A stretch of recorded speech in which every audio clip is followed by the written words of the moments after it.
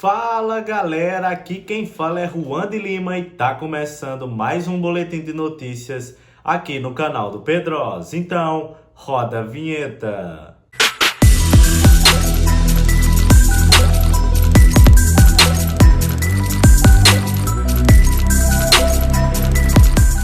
Muito boa tarde, torcedor vascaíno. Muito boa tarde, torcedora vascaína. Aqui quem fala é Juan de Lima em mais um boletim de notícias aqui no canal do Pedrosa. Esta quarta-feira, dia 26 de abril, vamos falar sobre tudo o que está acontecendo com o nosso Vascão. Vamos trazer informações aí sobre o absurdo do governo de ter renovado aí a concessão com o Maracanã, com o Flamengo e Fluminense. Vamos falar sobre renovação de jogadores. Vamos aqui trazer informações também sobre essa situação. O Vasco deve se declarar aí. Carlos Osório, vice-presidente do Vasco, se pronunciou. Vamos trazer todos esses âmbitos, todos os aspectos relacionados ao Maracanã, que é a principal notícia, a principal angústia do Vasco. Então, torcedor, por isso, desde já peço a você para deixar o like aqui no vídeo, se puder apertar no gostei para divulgar aí, para o YouTube entender que você gosta do conteúdo.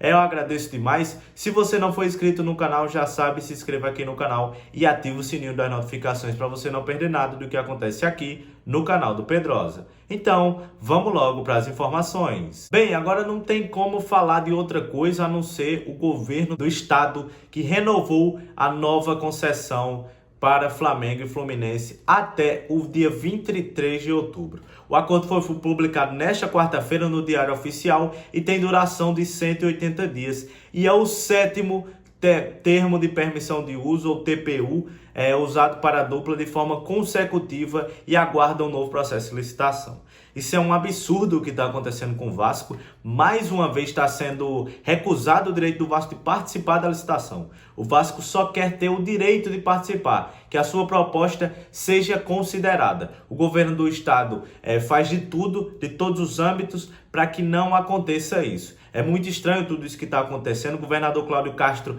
já deu declarações muito polêmicas, digamos assim, para não dar outro termo, né? Que eu acho que era o mais coerente, inclusive.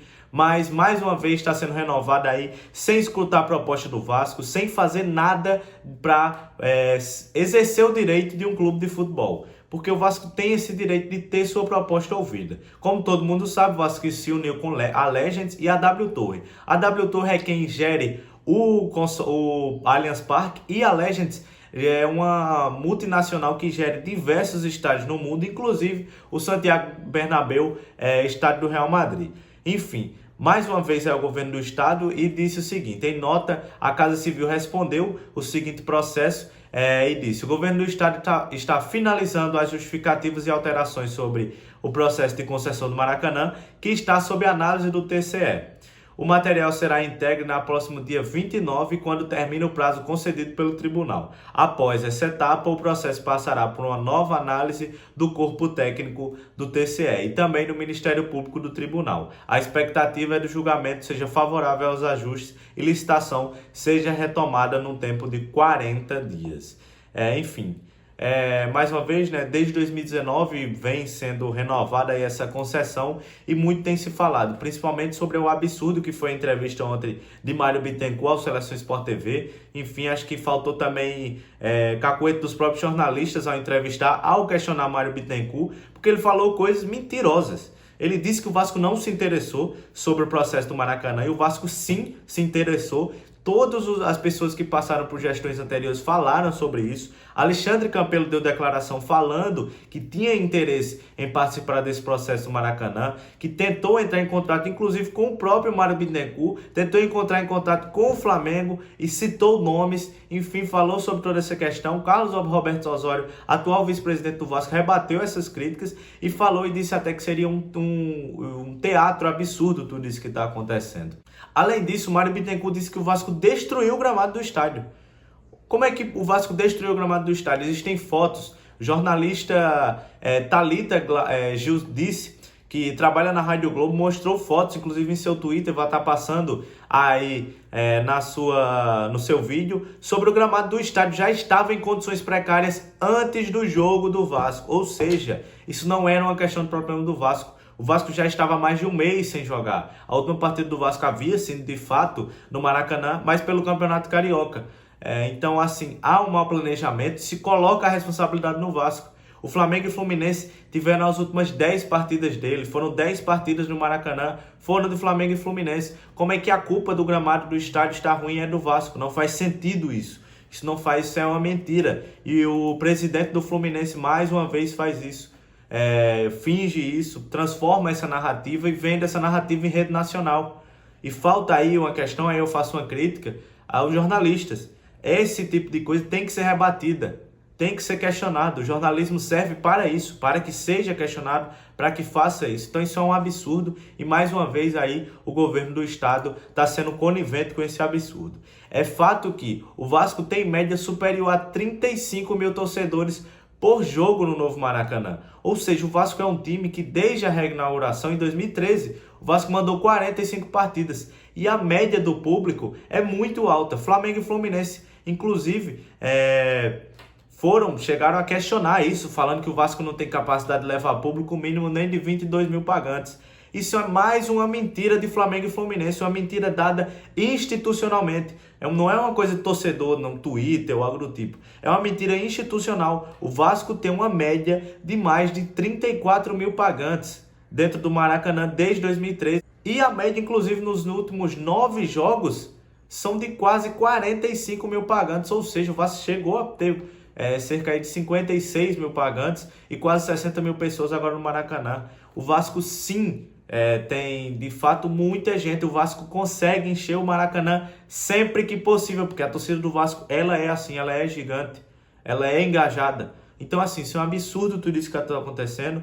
Peço desculpas, inclusive, talvez se eu tenha me excedido, mas é porque, de fato, não tem como não falar sobre isso, não tem como dar essa informação, dar também minha opinião aqui no canal do Pedrosa.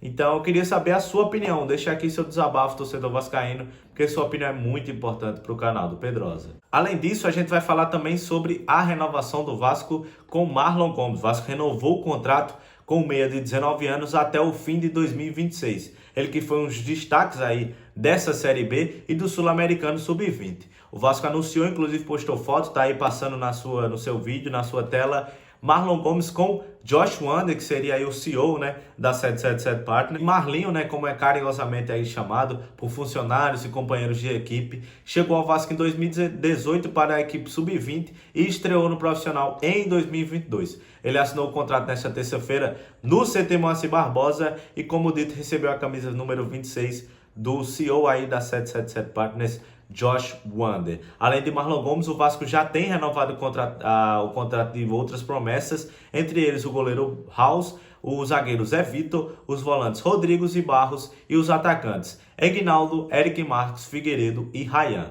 Então o Vasco vem tratando isso como prioridade, é prioridade da 777 ter aí a renovação e jogadores com contrato válido, com multa alta, para que não possam sair muito barato, como acontecia nos últimos anos com a equipe do Vasco.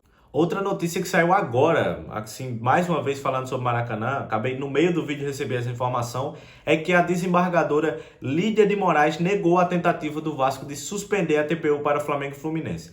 A justificativa dela dada foi que a renovação não poderia provocar um fechamento do estádio por tempo indeterminado, ou seja, não renovar acabaria que impediria toda essa situação. É muito estranho tudo isso, inclusive a própria desembargadora entende que apesar da precariedade da prorrogação, o risco do Maracanã ficar desguardado é maior. É muito estranho isso porque ele assume a precariedade da prorrogação, a precariedade jurídica, mas mesmo assim continua com essa situação, dá o ok e, enfim, e continua com a TPU e permanece essa TPU. Bem, então é isso, torcedor vascaíno, um vídeo aí diferente um pouco, também dei um pouco mais da minha opinião sobre essa situação do Maracanã. Peço mais uma vez a você para acompanhar aqui sempre o canal, deixar o like aqui no vídeo, aperta aqui no botão do gostei e peço também para você se inscrever. Assim que a gente tiver novas atualizações, tudo, a gente vai gravar novos vídeos aqui para você, beleza? Tamo junto, uma boa tarde, valeu e tchau!